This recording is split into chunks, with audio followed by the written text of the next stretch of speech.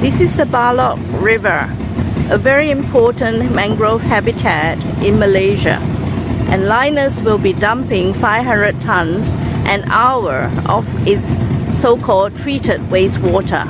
But the treated water will still have contaminants, and it will affect the fishermen downstream and the people who frequent this area for recreational activities.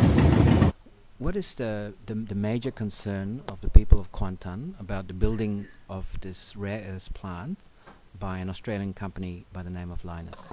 The world's largest rare earth plant has been built in Kuantan or near Kuantan, and yet nobody had been consulted about it.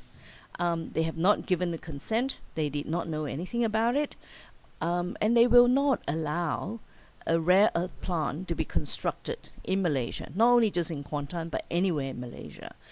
Rare earth processing is very, very toxic. In China, where rare earth processing and mining had been happening in huge scales, there are villages and area where the ecological disaster and the health impact is so bad that these places have to be evacuated. The company is exporting the ore from Australia, but they're choosing to build a refinery in Malaysia. What's the reason for this?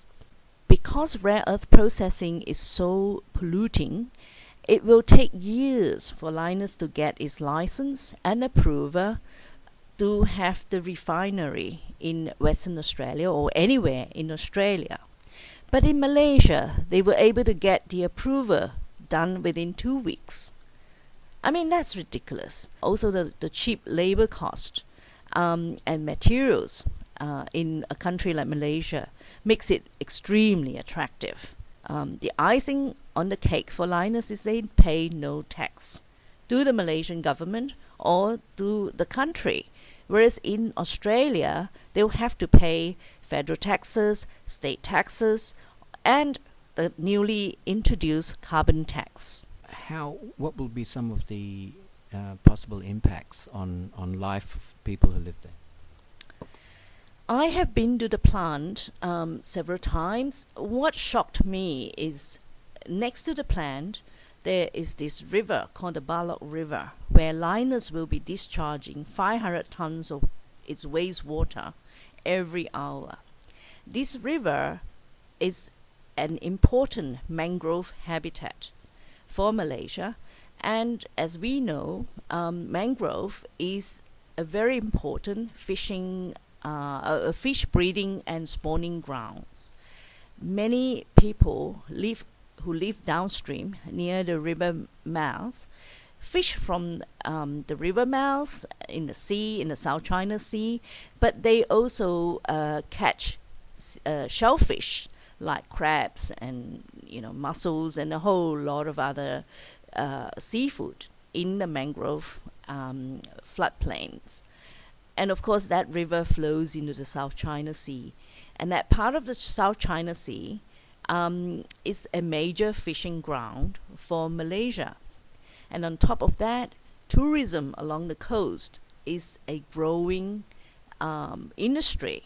So we essentially threatening and to wipe out a high employment industry that is clean, that is beneficial for Malaysia from this tax-free, dirty operation from Australia.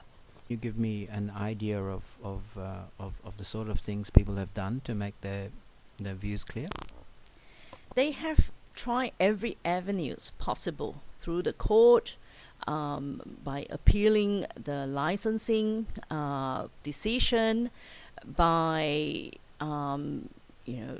taking Lynas to task through public protests in the streets, in Kuantan, in Kuala Lumpur, even outside the Australian High Commission, appealing to the Australian public, coming to Australia, to Sydney and to Perth, to protest and to try and raise awareness amongst Australians about this irresponsible corporations trying to do it cheap and dirty and quick in a developing country like Malaysia.